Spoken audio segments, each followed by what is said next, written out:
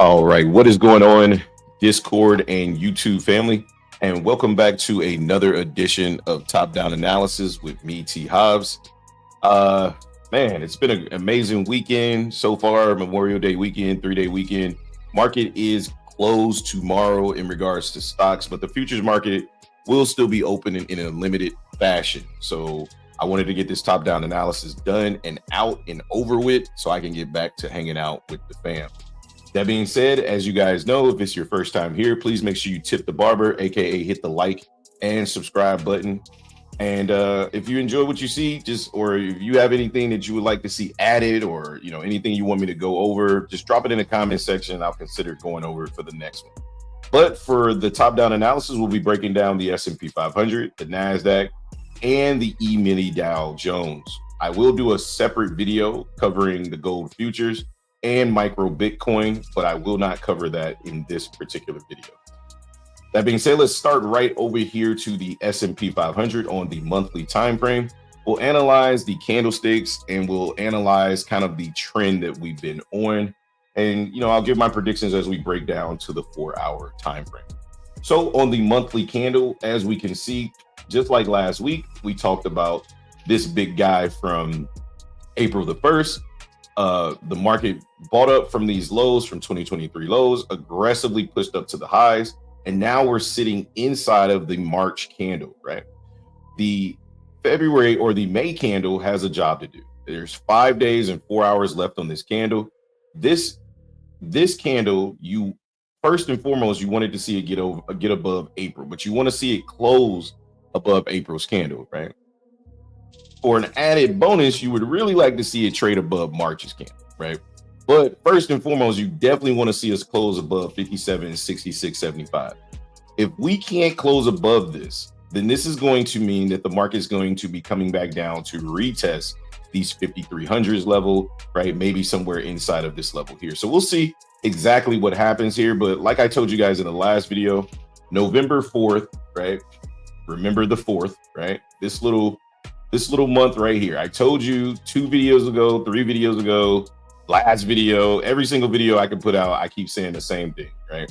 The market is trying to retest November 4th's low.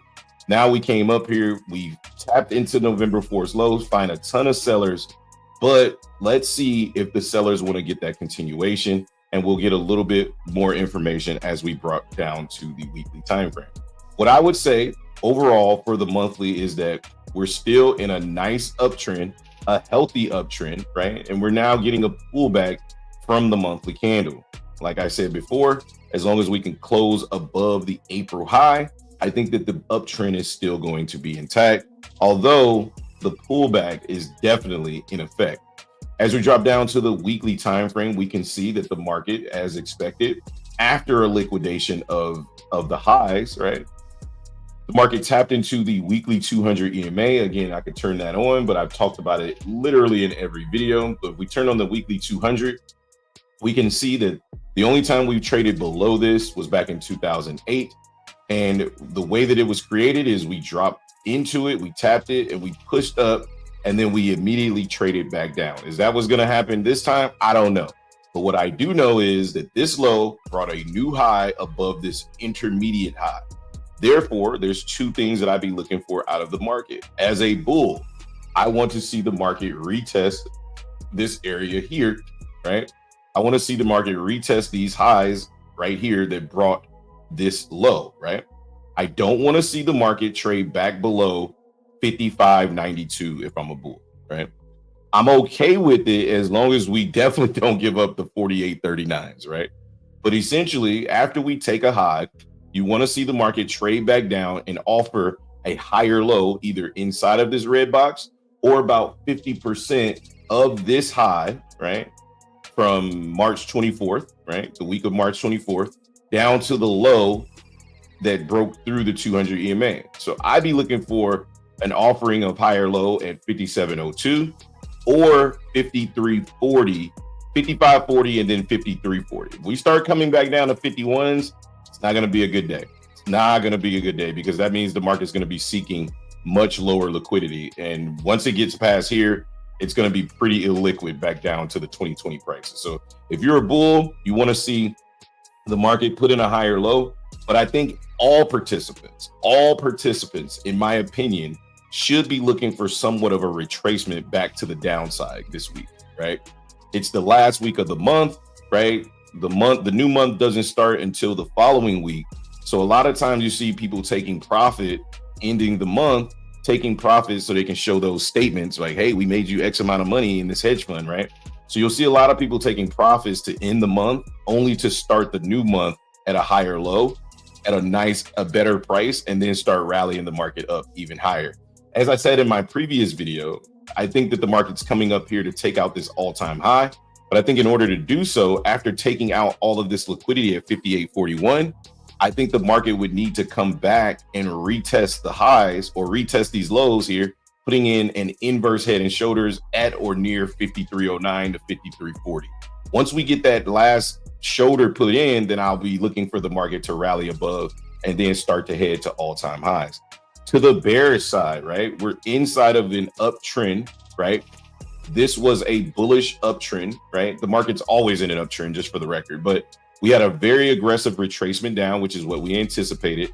And then if the bears wanted to remain in control, you did not want to see the market close above 5,700. It did that, right? So after sweeping these highs, we could come down and sweep these lows, or we could just put in that higher low. So if I'm a bear, but for short term. I'm looking to take the market to every swing low, meaning if I short here, I'm only looking for 56.11, right? I'm getting out. If I short here, I'm only looking for 53.40 that I'm getting out.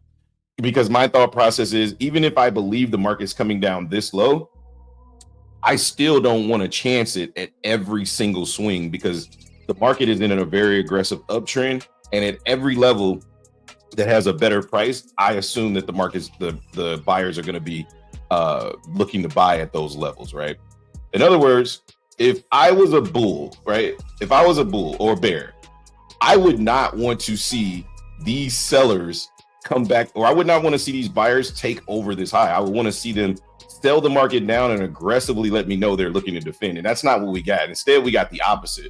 We got a gap up above the weekly high from May 5th. And that's not really what you want to see at these levels, right? So moving on to the daily time frame on the S&P 500, we can leave this Fibonacci here because that's going to represent our high to low, right? And we can see again, what are we doing? We're taking over the 200 EMA on the daily time frame. We're pushing above it, making everybody extremely bearish, coming back down here, but we're holding the 200 EMA, and then we're leaving this little gap right here. If I'm a bear for the week, that I want to see the market trade down and start to close some of these gaps, I'm confident, or I'm willing to hold shorts all the way down till we close 53.40. And if you notice, right at 53.40, it's a very nice gap, right? A new day opening gap, or an in dog, or gap in price, or whatever you want to call it, imbalance, doesn't matter. This level right here at 53.40 is the target for me, right? Once this is filled, I am no longer looking for shorts ever, right? Not at all, because I believe that once this is filled, the market is going to start to head to the upside. If we break below this, this will be my sign to say, okay, the opposite is true. If we break below it and come back and retest it, then I'm looking for shorts targeting here at 51.39 down to 48.33. But because I'm more bullish on this market than I am bearish, I would be looking for the market to trade down, right? And I'm looking to trade that down because we're in premium. Close this gap first, come back up and retest this structure, get down below this gap, and then start pushing down into 55.43, all the way down to about 53.40. Now, how it delivers, will it do all of that this week? I don't know, right? But those are the levels I'd be looking for if I'm a bull, if I'm a bear. If I'm a bull, I still want to see the market trade down, right? I still want to see the market close this gap at 56.86 and then potentially tap back into the 70% at 55.40, right? So that I can rally the market back up. Either way it go, bullish or bearish, right? I still want to see the market trade down this week, right? Further down to clear up some of these gaps and inefficiencies inside of this uptrend prior to going toward those highs on the all-time high level. All right. So let's break down the 4-hour time frame. I'm gonna take some of these levels off. I'm going to bring out my levels for the week, and I'll give you kind of my predictions and where I'm looking to take the market going into this week, bullish and or bearish. Okay. For the S&P 500, it's again reiterating what I said on the weekly and the monthly. Now we get a little bit closer to price and we can see, all right, if I'm a bull, what do I want to see? I want to see the market trade down. Remember, I talked about the 5684 level, right? Like inside of this new week opening gap, you can see the 200 EMA is right here, right? At 11 May. If you go back to May 11, 2025, you'll see a major gap in price there. This is what this is representing. So I want to see the market trade down into that gap all the way and close it at 5684. Once the market trades back below the 200 EMA on the 4-hour time frame, then I'm looking for the market to rally 5.12%, targeting 59.7425 or 5.12%. Okay. If we come down not as far, right, then I'd be looking for the market to tap into about half of this in-wall or new week opening gap or the 200 EMA, right? They all sit right in front of each other. I'd be looking for the market to tap into 50% of this and then rally up 5.11% into 6,115, which is also the monthly settlement price. Okay. Things to note, other than that prediction, things to note inside of this is that right now we're inside of a new week opening gap, which if you don't understand the definition of these things, just understand what they're used for. They're used for support and resistance on an institutional level. So if we have resistance above us and then below us we have support on an institutional level, we're in a range. Okay. So what the market could do until it gets more definitive information, I've seen this before, where we just create in-walls inside of in-walls where we're just bouncing on a higher institutional level before we make a move to the upside and or back to the downside. So be aware that once we tap into these in-walls, it could get a rapid move back to the other in-wall and vice versa, right? So just be aware that we could stay in range, and that would mean that neither of my predictions get hit, but we still stay in a range. Okay, so just understand that. To the bearish side, you want to see the market trade up first. So what's above us? We have the weekly fib, which also serves as the previous day high, give or take a few points. I'd be looking for the market to tap back into the weekly fib, push back up, fail, and then come down about 4.95%, which is our ATR average, at 55.84 to the downside. Okay. Again, if we can't get back up to the weekly fib and we just use this red box, or for my Discord members, chessboard high, we're looking at the market tapping into 58.32 and then coming all the way back down 5% into, guess what, 55.40. And if you rewind the video back, I told you this is the gap fill that I want to see the market fill, right? That's one of them at 55.40. So if we can tap back into this, then that would be my bearish prediction for the week. All right. So those are my thoughts on the S&P 500. If you guys only want to see my breakdown of the S&P 500, you can stop the video here and move on to the next one. But there will be chapters broken down inside of the video. All right. So moving on to the NASDAQ, I believe is next. Yes, the NASDAQ is next. All right. So the NASDAQ on the monthly time frame, as I've always told you guys before, the NASDAQ is more sporadic than any other instrument. Therefore, it's going to be stronger and weaker. Stronger on the way up, weaker on the way down, meaning it's going to go up further and it's going to go down further because it's literally just one thing, right? Or a basket of stocks that only include tech. So if tech's doing well, it's going to pump. Tech's doing bad, it's going to melt, right?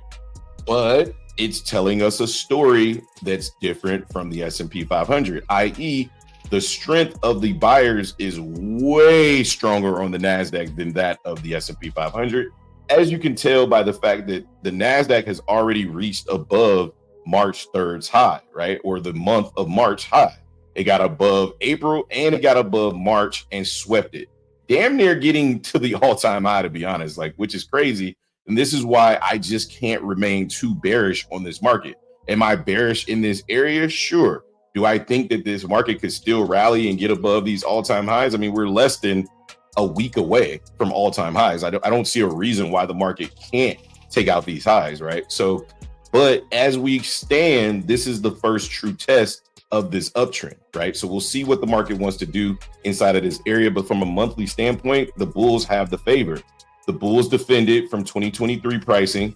The bulls continued, not even letting price come back into this wick, putting in a higher low. And then the third check is that the bulls got above the previous month's high, right? That is very, very, very bullish. This is a monthly fib that I would have liked to seen hold if I was a bear. The market did not hold that, and again, aggressively pushed above March. So definitely more bullish on the NASDAQ than I am any other instrument, right? So now let's take it down to the weekly time frame, and let's calm down a little bit of that bullishness, right? So let's turn on the 200 EMA, right? And we can say, okay, definitively, we have a high here, right? We have a low here, and then we have an intermediate swing right here, okay? Therefore, if the previous high is here and the previous low is here, we anticipate the market to be continued bearish. We would like to see the market tap into 50% or 70% and head back down. Well, the NASDAQ pushed through 50, pushed through 70, and now using 70 as support. That is not bearish. That is extremely bullish, okay? But our saving grace here now is this low here, and this high is where the market is, right? So now, and I'll change this a different color so you guys can see exactly what I'm talking about. I'll make it red. So now we can see that although we're above the previous high and previous low from the all-time high, the consolidation that brought these lows is now what the test of the NASDAQ is tapping into. If the NASDAQ cannot trade back above 21,755, then I'm in 1,000% in the bearish camp. One, I'm in the bearish camp because we're in premium, period. We're above the weekly fib. We're above, we haven't had a rest in a while. We had a spinning top on the weekly time frame, which if you look this up, this is a doji candle at the top of trend. This is usually the sign of an evening star pattern to take us right back down to the downside. So therefore, up here, although I am bullish on the overall market, up here, as long as we stay below 50% at 21,755, I am 1,000% looking to short the NASDAQ, right? Where am I looking to take the NASDAQ to? Just like the S&P, I told you at every key level, I'm looking to get out. We close this gap, I'm getting out.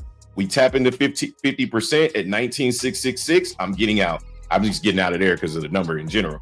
And then if we come down here, I want to see a retest failure, and then I'm getting out at 512, okay? I am bullish on this move, right? So therefore, I'm going to play the market bearish until we hit key levels. If it starts to melt, oh well, it'll come back and retest because the market is always bullish, okay? But for the bearish scenario, I still want to see just me scalping the market efficiently, right?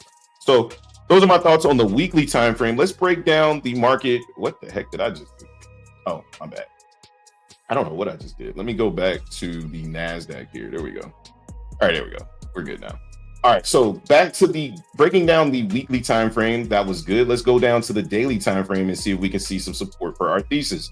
Again, just like on the S&P 500, we broke above the 200 EMA. We gapped above it and have yet to come back to retest it. So at the very least, you anticipate the market coming back down to at least 20,505.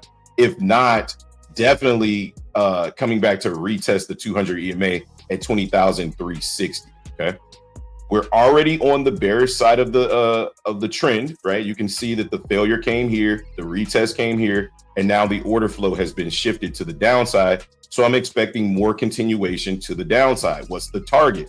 First target is going to be this gap fill at 20,378 through roughly about 20,147. We'll get more accurate as we come down to the 4 hour. And then the market is going to be targeting these swing lows at 19,671. Like I said, it hits this gap. It's probably going to come back and retest before it comes down to 19,671. The market never moves in a straight line. It never goes straight down or straight up. So your job as a trader is to identify the areas where it could bounce, knowing that we're always in an uptrend, and then get out at those levels. And then you could literally just long it back up to the same spot, right? So to the downside, we'd be looking ultimately for this swing low.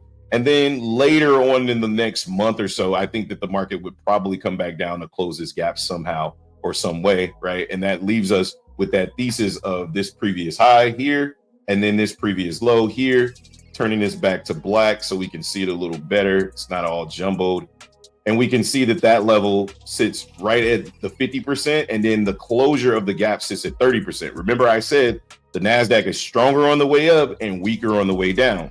So it would make sense for the NASDAQ, the S&P to hold the 50%, close this gap, the NASDAQ to push right through 50% and close the gap at 30, because it's going to come down weaker, right? So faster, easier, collapse, all that good stuff. All right. So those are my thoughts on the daily time frame. Let's break down the 4-hour time frame and let's bring in our top-down analysis for the week. I'll give you my levels on where I'm looking to take price to, bullish and or bearish, and then we'll move on to the next instrument. All right, so if we're looking at the bullish projection, remember, as I always say, if you want the market to be bullish, you want to see it trade down. If you want the market to be bearish, you want to see it trade up. So trading down, I would be looking for targets as low as 20,397. Why? Because that's exactly where May 11th INWOG is, right? The new week opening gap sits right at 20,397. The market's ATR is about 6.19%. So I'd be looking for the market to tap down into this level. And you can see the 200 EMA sits there as well. As you saw on the daily and the weekly and the monthly, this level is going to be important. We tap back into this level. We trade up into 21,65375 for a 6.19% gain, leaving the fact that there is an INWOG here from the 18th and an INWOG here from the 11th. That is screaming resistance, support on an institutional level. Do not be surprised if we just sit in this range for a month or so, right? Until the market figures itself out. Because anytime I see INWOGs stacked on top of each other with a significant amount of distance, it usually means that we're about to go into a period of consolidation. So we'll see what happens, but that I'm just putting you on notice that that's something that I've noticed in the past, okay? The second prediction, if we trade down and we can't get back to the INWOG, right, then we hold the previous day low. A lot of times the market likes to sweep this level. Previous day low sits at 20,727. We hold the previous day low or sweep it, and then we look for about 6% back to the upside of 21,989.50 for our weekly projection, tapping into that daily fair value gap that we talked about in the previous video. You can find the links to that previous video, link to this video at the end screen. All right. Now to the bearish side, we'd be looking for the market to trade up first, right? So we have the weekly fib above us, right? And then we also have previous day high above us or previous day low, depending on how we gap down or up, okay? Weekly fib sits at 21,143. I'd be looking for the market to tap into this level and then push down 5.97%, closing the new week opening gap, pushing back below the monthly fib, and then finally finding support here at 5.97% at 888.75. Okay. To the downside even further, I'll be looking for a gap down. We get back below previous day low. We did something similar to this last week. We'd be gapping down, closing the gap immediately back up to previous day low and or chessboard. And then we push down 6.09% the rest of the week, heading toward the previous day low. The 19,462 level from the previous day low, which will put us at our weekly projection on the week for the NASDAQ. Those are my levels for the NASDAQ. If you guys have any questions, concerns, please drop them in the comment section, and then we'll move on to the next instrument. All right. So moving on to the Dow Jones, we got the Dow Jones here on the monthly time frame. Again, we'll analyze and dissect the monthly, but understanding that the monthly candle has not closed, it does have more information to provide for us over the next 5 days. Oh, one thing I will add before I go any further is that Jerome Powell speaks tonight at 2:30 p.m. Eastern, 2:40 p.m. Eastern. So don't be surprised if we get a huge gap up or down, depending on what he has to say. So just throwing that out there. It is Sunday, so some information you might want to know about. Okay. So 5 days and 4 hours left in this candle. And what are we seeing? What I like to say about the Dow Jones is it offers true price action, has a lot less stocks in it, right? So it's not as easily manipulated as the other two, meaning the price action that you see in the Dow Jones is usually the true move of price. What I'm seeing out of the Dow Jones is bearish, bearish, bearish, bearish. Okay.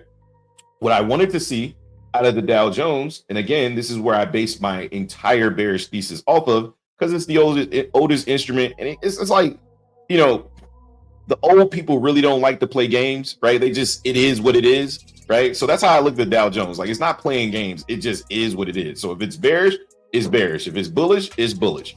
What I'm seeing out of the Dow Jones is what I wanted to see out of the S&P 500 and or the NASDAQ, which is us tap back into 50% of the monthly fib on March. For March, this was the liquidation candle. So I did not want to see the market trade back into 50% or trade above 50%. We got exactly that on the Dow Jones. And now we're starting to reject this level, which is exactly what I wanted to see to be a bear. So if there's any instrument I'm more bearish on than bullish, it's definitely the Dow Jones. So I'm looking for this rejection to continue over the next 5 days and 4 hours. Like I said on Twitter, if you follow me on there, I've said it in the Discord, it would not surprise me if the market comes back up to this level and we get bad news. Well, over the last 2 days, we've gotten nothing but bad news at this level. I don't think that's a coincidence. I think the market just waits till we buy up enough, give enough leverage, and then we can start pushing it back down because the market can afford to do that, okay? So we've done that. And like I said, I'm more bearish than bullish on the Dow Jones specifically, but we'll see how everything plays out. So let's drop down to the weekly time frame and we can get more definitive answers out of the Dow Jones, okay? What you see out of the Dow Jones is that same spinning top or potential evening star pattern at the top of trend, which tells me a couple of things. One, the Dow Jones traded below the previous week. It closed below that level, which is important. Okay. Number two, the Dow Jones failed at 50%. And number three, the spinning top is more believable on the Dow Jones because of the aggression or the aggression from the sellers, right? And weak push back up, unable to get back into this consolidation, unable to push back above the 50%, has me leaning way more bearish on the Dow Jones than the other two instruments. Doesn't mean that they also won't fall. It just means that they could play a little bit more gains before falling, right? So what am I looking for? I'm looking for the market to retest the 70% at 42,074, or even come back up to the 50% at 42,719, giving us a tap into the consequent encroachment on the weekly time frame of the May 19th weekly candle. After that tap, I'd be looking for the market to trade down. We've already closed this gap, unlike the other two instruments. And notice how on the Dow Jones, there are no more gaps. We closed them before coming up here. So either we're going to use this and offer a higher low, which to me, I would not be looking for a higher low on the Dow Jones. And I'm going to tell you why here in a second. But to me, I'd be looking for the Dow Jones to liquidate all of this, to be honest. Maybe not this week, but over the next, 2 to 3 months, I'd be looking for the Dow Jones to push through all of this. It's why, although I'm very bullish on the previous two markets, I still think that there's a case to be made for the liquidation of this April 7th low, okay? We'll see what happens, but I'm going to show you what I'm talking about.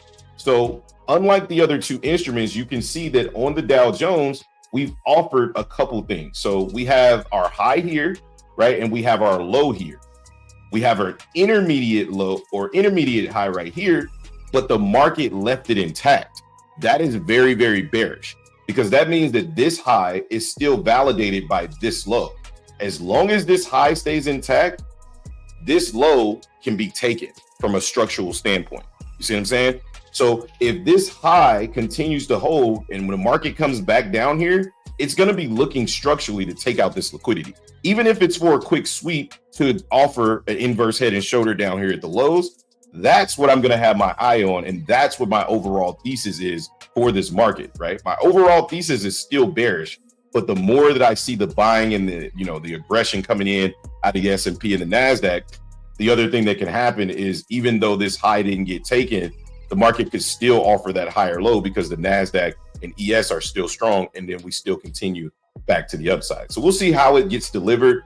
But again, I have my eye on those April lows to see if we can go take those out, because that's when I'll be looking to open up the wallet and really go shopping in the indices, right? Moving down to the daily time frame, okay?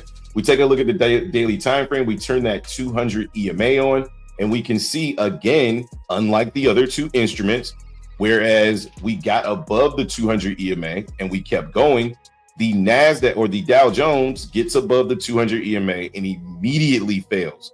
Not only that, it goes back and retests the 200 EMA and immediately finds sellers. This again is very, very bearish. And the fact that this gap is closed, that means that the market is going to be targeting these gap fills, starting with this swing low at 47.37, targeting this little long wick here at 39.884, and then it's going to be targeting this gap at 39.72. Now, what it does, or 39,372, what it does after that, that's the part that I'm not quite sure of, because this is a lot of buying that came into the market in the month of April. So if I'm a bear, I'm only a bear down to this gap. And then, like I said, I need to see them lows close. But even after the lows close, I'll probably be looking for nothing but longs after we close below these lows. All right. So bringing in our 4-hour time frame, we can take a look at our top-down analysis. I'll give you my predictions going into the week, and then I'll talk about news catalysts as well as the volatility index to support my thesis to the bearish and bullish side of this market.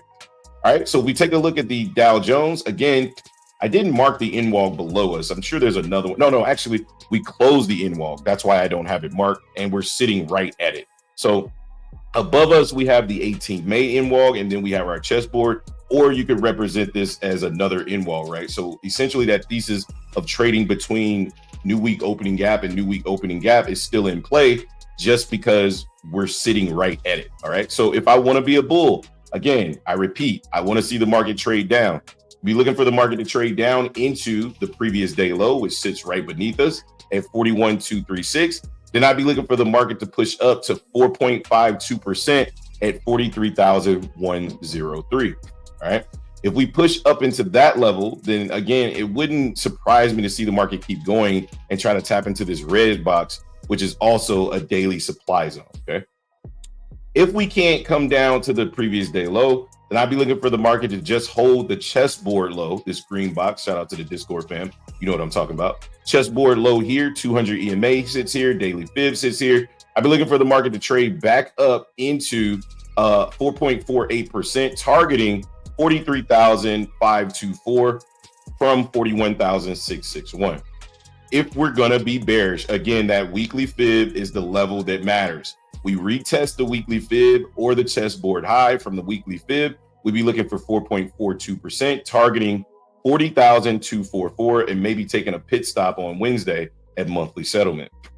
If we trade back up and we can't get to the weekly fib, then I expect us to hold the chessboard high or the previous day high and offer 4.47% down from the chessboard high at 41,773, targeting 39,872. And again, given that little pit stop at the monthly settlement.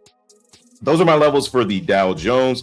Again, if you guys are done watching the video, that is awesome. I hope you enjoyed it. Please make sure you hit the like and subscribe button, aka tip the barbers. And now we'll move on to the supporting causes for my thesis, which is the volatility index. The reason why I'm so bearish on this market and bullish is because the VIX is doing the exact same thing as the market, meaning the VIX is sitting inside of institutional resistance and into institutional support. As long as these things continue to do this and they just keep bouncing and the VIX can't get above 23 and it can't break below 19, then every time we get to these highs, I'm looking for shorts or I'm looking for longs. And every time we get to these lows, I'm looking for shorts. It's just going to be that simple, right? So the VIX tapping into this in-walk here, 22,565 was important. Coming back down here was even more important because we did not break the low that brought the high.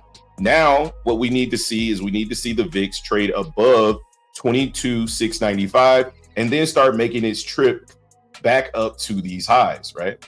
What you want to see by the end of the week is you want to see Donald Trump or some type of crazy news come in, because that's what's going to push the VIX, right? And if that news comes in, guess what? We're headed right back to the upside on the VIX, which means the market is going to be dumping. It's going to be dumping really fast because the target on the VIX is going to be on the daily time frame 43,840.